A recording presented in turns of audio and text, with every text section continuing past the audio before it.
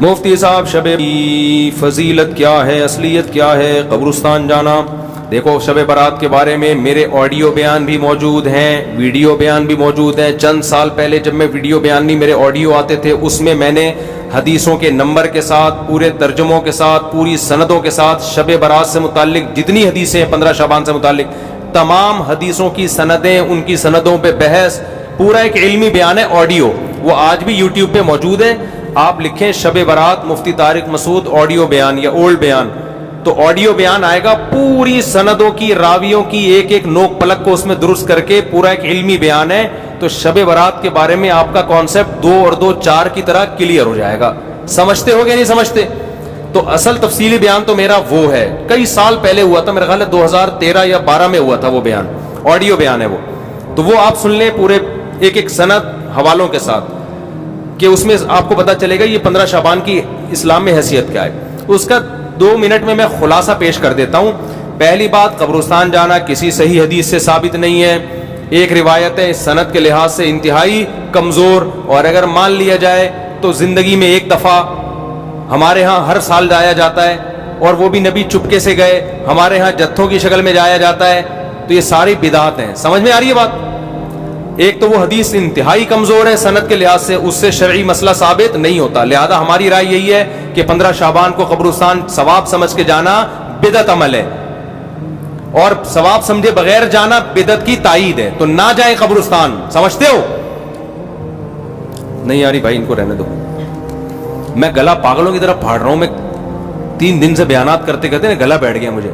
تو 15 شعبان کو آپ کو قبرستان جانے کی ضرورت نہیں ہے. کوئی بولے یہ مفتی صاحب نیا دین لیا ہے, نیا دین نہیں بھائی. جتنے بھی 1400 سال سے جو بدعت سے پاک دین ہے وہ یہی ہے. کیوں؟ کوئی صحیح حدیث موجود ہی نہیں ہے, انتہائی کمزور حدیث ہے, اور زندگی میں ایک بار والی ہے.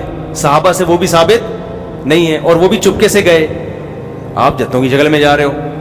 تو یا تو یہ بدعت ہے یا بدعت کی تائید ہے. تو آپ قبرستان پھر چپ ہو جاتے ہیں. یار نہیں جاؤ یار, کسی اور دن چلے جاؤ قبرستان. ویسے بھی ان 15 شعبان کو قبرستان میں جو میلے ٹھیلے اور انٹیاں بن سج کے آئی ہوئی ہوتی ہیں نا, مردے فتنوں میں پڑ جاتے ہیں. مردے کہتے ہیں مرے کیوں یار, اتنا اچھا ماحول ہے باہر کا. تو آج کل تو انٹیاں ایسے میک اپ کر کے اور دوپٹے, اور پھر بندے بھی تیار ہو کے, ایک انٹرٹینمنٹ ہے وہ قبرستان. وہ قبرستان تھوڑی رہا ہے جو پہلے ہوا کرتے تھے. تو آج کل تو ویسے بھی جانا جائز نہیں ہے. دوسرا کام, اس رات کو لوگ کہتے ہیں نہاؤ دھو اور تہوار ہے. تو تہوار اسلام میں دن میں ہوتے ہیں, راتوں میں. عیسائیوں کے, ہندوؤں کے تہوار ہو سکتے ہیں, مسلمانوں کے تہوار دن کی روشنی میں ہوتے ہیں. رات کے اندھیروں میں بولو نا نہیں ہوتے. راتیں عبادت کی ہوتی ہیں. تہوار نہانا دھونا, اچھے کپڑے, یہ دن کے کام ہیں. تو لہٰذا یہ کوئی بھی نہیں ہے کہ رات نہا دھو کے اور اچھے اچھے کپڑے پہنو. کوئی مستند روایت نہیں اس بارے میں. تمیز سے سو جاؤ گھر میں جا کے. اور تیسرا کام کیا ہے؟ حلوہ مانڈا. حلوے مانڈے پکاتے ہیں. تو جب تہوار ہی نہیں ہے تو حلوے کس بات کا بھائی؟ حلوے تو عیدوں میں, خوشیوں میں ہوتے ہیں نا. تو جب تہوار ہی نہیں ہے, ہمارے تہوار دن میں ہوتے ہیں بھائی. عید الفطر, عید الاضحیٰ, اور جمعے کا بھی دن میں ایک قسم کا تہوار ہے, یہ بھی دن کی روشنی میں. تو آپ نے حلوے مانڈے بھی بولو نا نہیں.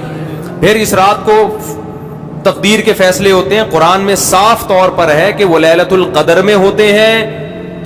اور ہم نے قرآن بھی کب نازل کیا؟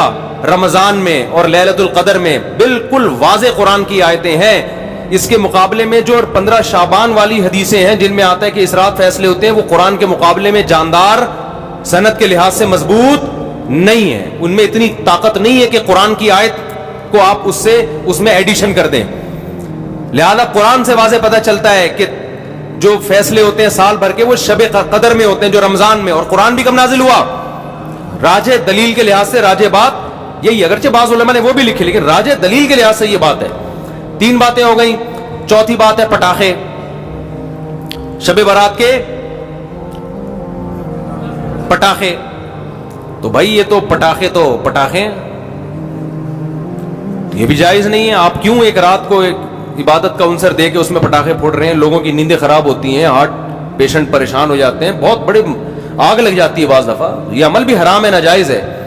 اور کیا ہوتا ہے شب برات میں؟ جلدی بتاؤں, عبادت پہ آ رہا ہوں. دن کا روزہ 15 شعبان کا, وہ بھی کسی صحیح حدیث سے ثابت.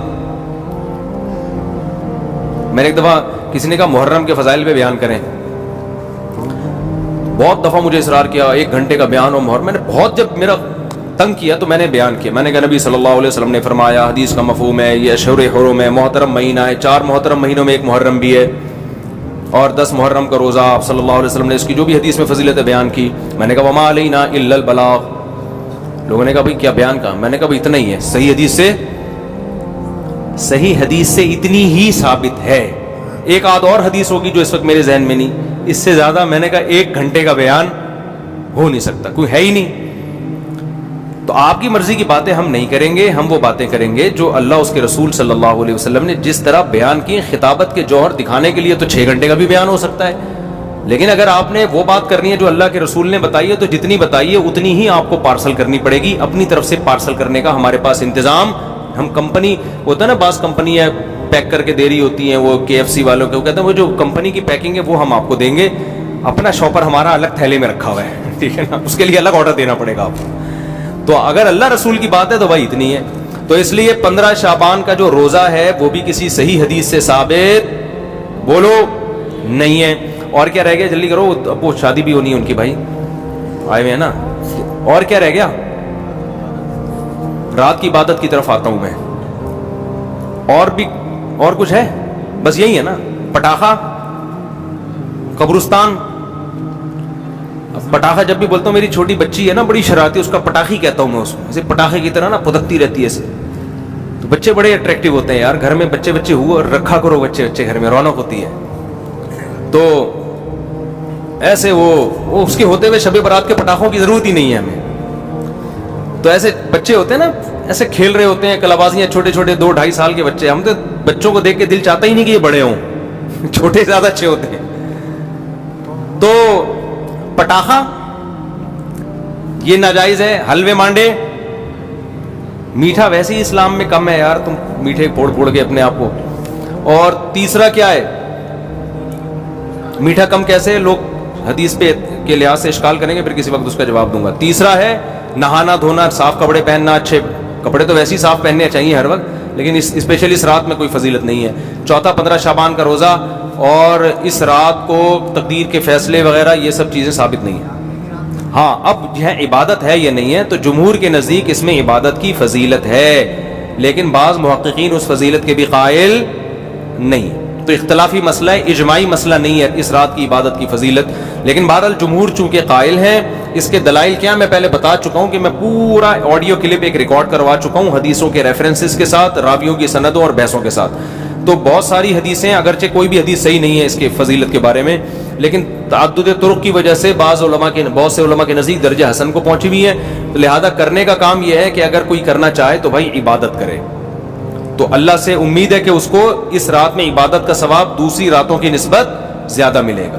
بعض حضرات اس کے قائل نہیں ہیں. ہاں اب عبادت کا کوئی خاص طریقہ منقول نہیں ہے کہ یہ پہلی رکعت میں یہ اتنی دفعہ پڑھو, دوسری رکعت میں اتنی دفعہ پڑھو. اور نفلی عبادت شریعت ترغیب دیتی ہے گھر میں کرنے کی. افضل کیا ہے کہ گھر میں عبادت کی جائے. اب اگر آپ سمجھتے ہیں گھر میں دل نہیں لگے گا تو پھر مسجد میں آ جائیں, لیکن اجتماعی سطح پہ مسجد میں جماعتوں کی نمازیں قائم کرنا, اجتماعی قرآن خوانیاں کرنا, یہ تمام اعمال بدعت ہیں. تو اگر آپ نے عبادت کرنی ہے تو چلو کسی بہانے عبادت کر لو, تو اس میں یہ ہے کہ انفرادی کرنی ہے, بہتر ہے گھر میں کی جائے, نہیں تو مسجد میں کر لیں آ کے. اور کوئی خاص طریقے کی عبادت نہیں کرنی. تلاوت ہے, دعائیں ہیں, ذکر ہے, نماز ہے, بس جیسے عام طریقے سے پڑھتے ہیں اسی طریقے سے کریں. سمجھ رہے ہو کہ نہیں سمجھ رہے؟ یہ ہے خلاصہ, خلاصے کے خلاصے کے خلاصے کے خلاصے کا خلاصہ.